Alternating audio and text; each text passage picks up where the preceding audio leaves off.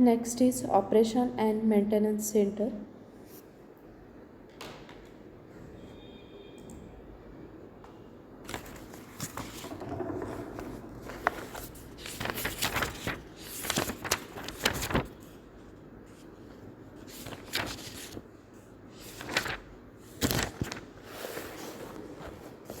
The centralized operation of the various units in the system and the functions needed to maintain the subsystem. The dynamic monitoring and controlling of the network. The functions of these are configuration management, fault report, alarm handling, performance supervision management, storage of the system software and data. There is a dynamic monitoring and controlling of the network in the operation and maintenance subsystem. Also the operation and maintenance of the data function. Also configuration management, fault report and alarm handling, performance supervision, storage of software and data. Also stores the data for minimum 1 year. So basically there are three functional entities mainly in OMSS, or we can say operation and maintenance subsystem or operation and maintenance center. So the three functional entities are fault management system, configuration management system and software management system. The fault management system means it invokes alarm from the BSS element when fault occur, and these faults are then resolved by the software or by the technician. Then second function, the configuration management. This functional unit is for installation and maintenance of the software of the newly set up BSS network element. It also manages hardware inventory list and changes operation parameter like frequencies of BTS, etc. The software management system. This functional unit is used to install new software or update and manages the software inventory list.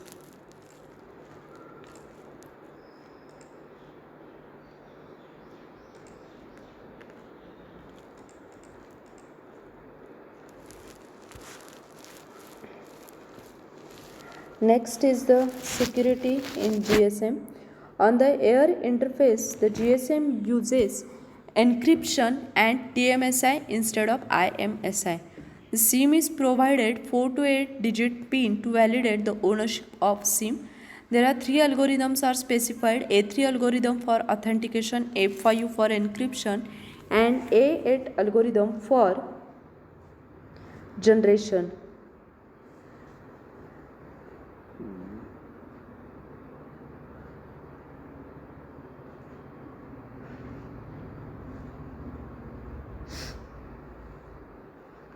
So the GSM interface and GSM protocol architecture, there are three different interfaces present in GSM system.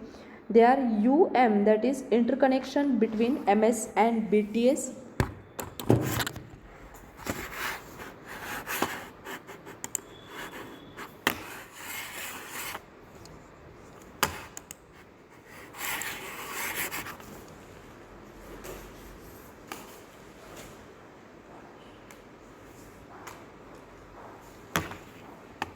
ABIS means interconnection between the BTS and BSC, and third one A, that is interconnection between BSC to MSC.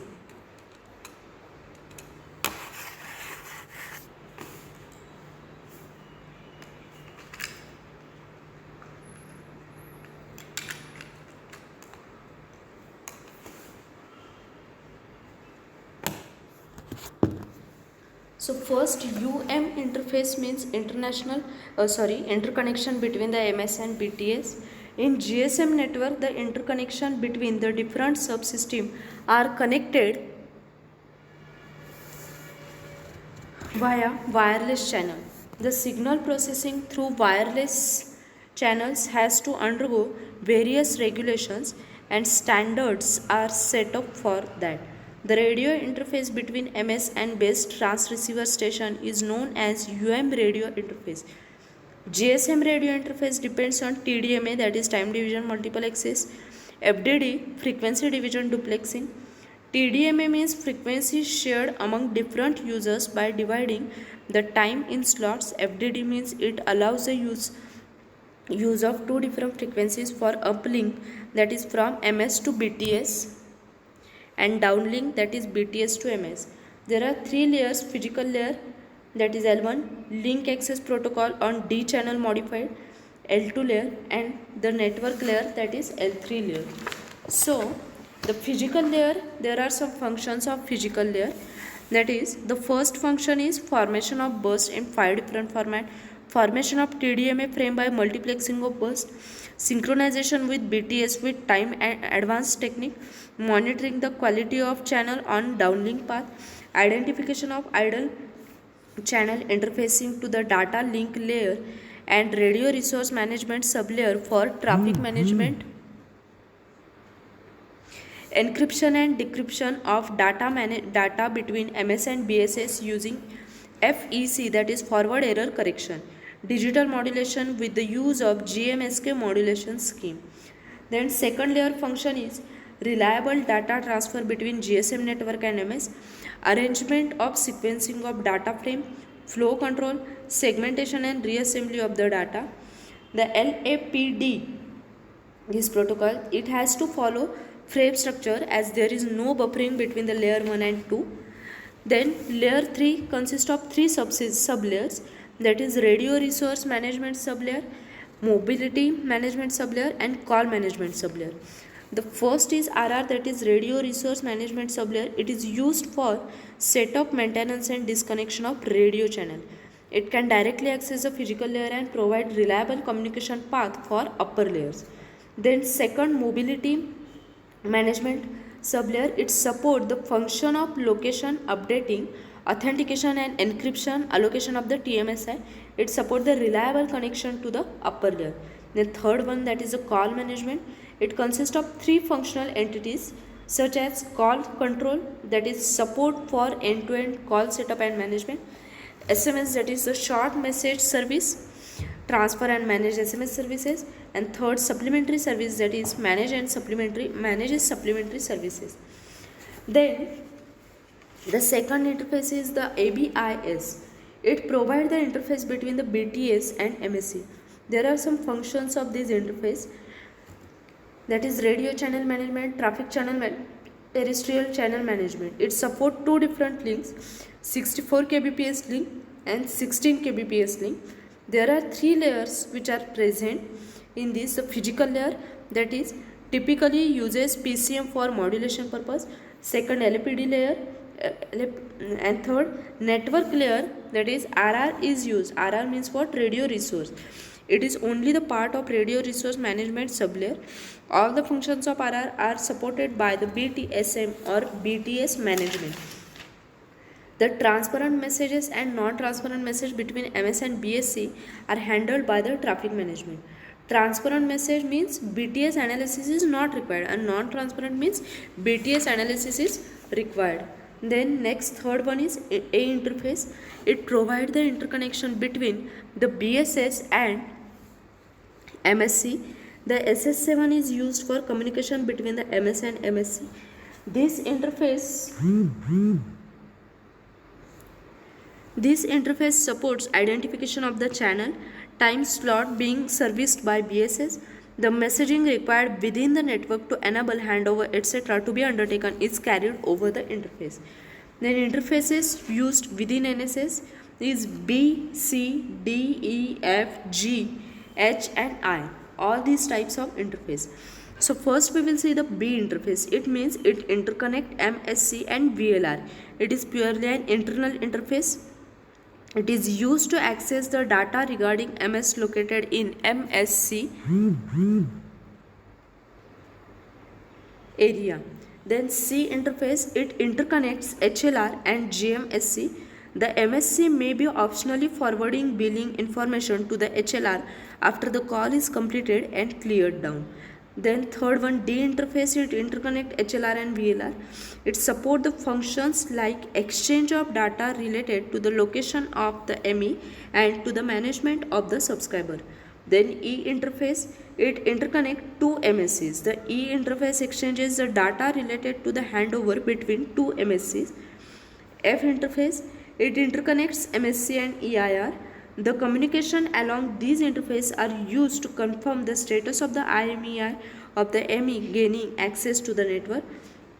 Next is G interface, interconnect two VLRs of different MSC. It is used to access subscriber information, for example during a location update procedure. Then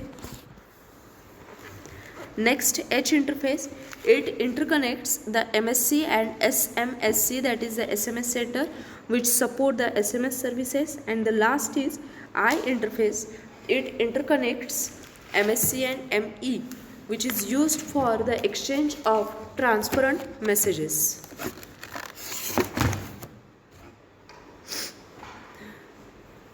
So these are the interfaces which are used in NSS.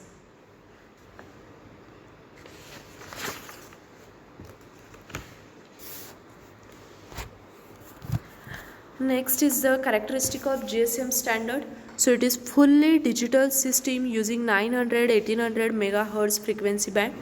It is user terminal authentication for fraud control. It is full international roaming capability, low speed data services up to 9.6 KB per second, compatibility with ISDN, its support of short message service. Then there are some advantages of GSM over analog system. It reduced RF transmission power and longer battery life, international roaming capability, better security against fraud, encryption capability for information security and privacy through terminal validation and user authentication. Also, next is communication, that is mobile wireless communication. Also it support for the voice and data services. Then total mobility means international access, chip card enable use of access point of different provider, worldwide connectivity, one number, the network handle every location, high capacity, better frequency efficiency, smaller cell, more customer per cell,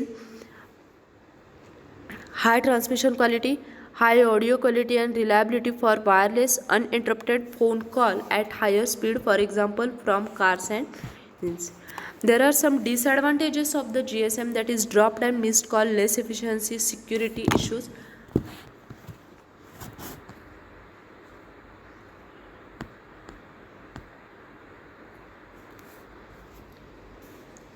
Now the next is the GSM applications.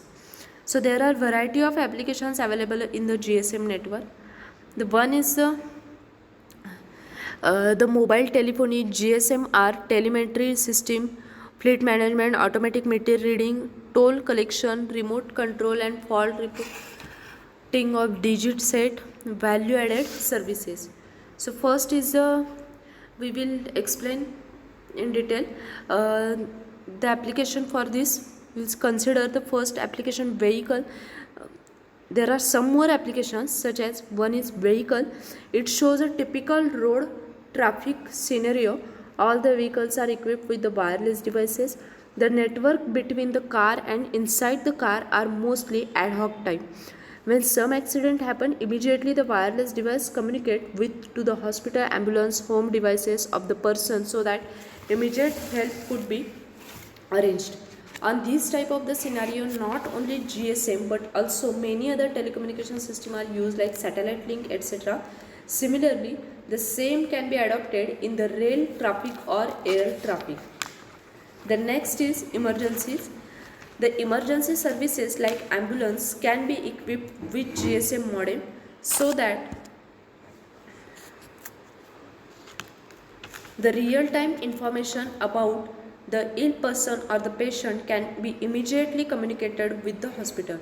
Doctor can also track the patient health by continuous message and can provide the support and consultation in case of emergency. In case of natural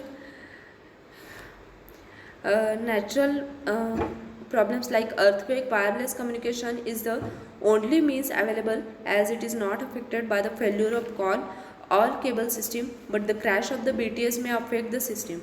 GSM system can be designed to give intimations of these natural disasters so that the necessary precautions can be done. Also business.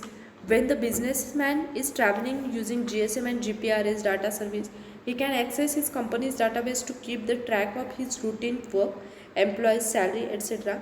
The mobile communication always provide a good connectivity.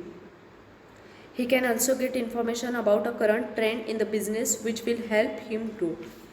The next application is the security. Nowadays, the GSM technology is used widely in home automation system. Even though the person is not at home, he can still control his electrical appliances using a mobile phone. The various different sensors used in home, like smoke sensor, etc., can be connected to the GSM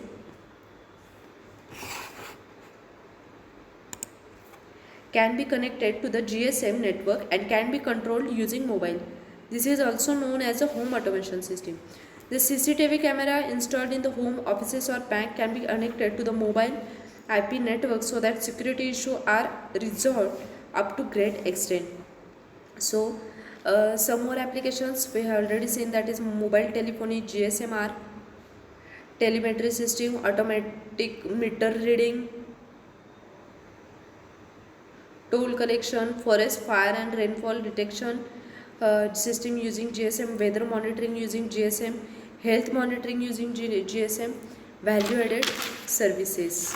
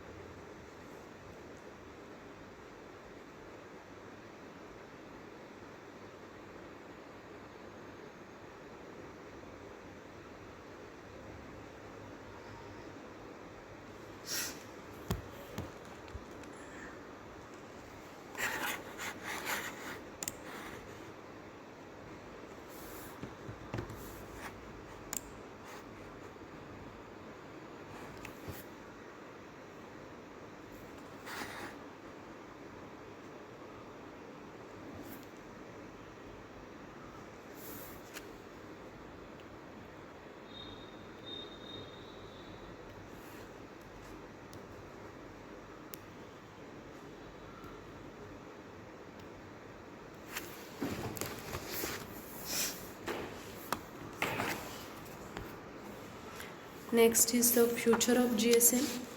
The second generation, that is GSM 9.6 kbps data rate. 2.5 generation is the future of GSM HSCSD, that is high speed circuit switch data rate here is 76.8 kbps. GPRS, that is general packet radio service, here data rate is 14.4 to 115.2 kbps. Enhanced data rate for GSM evolution, here data rate is 547.2 kbps max.